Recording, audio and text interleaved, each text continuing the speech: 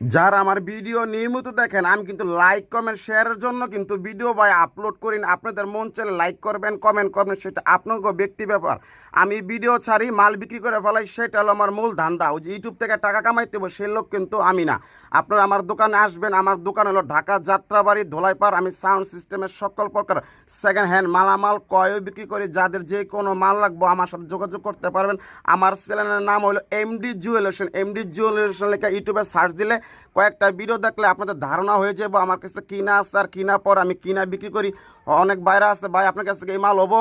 ভাই আমার কাছে সব মাল আছে। আপনার একটা ভিডিও দেখলে বুঝতে পারবেন না, কয়েকটা ভিডিও দেখেন।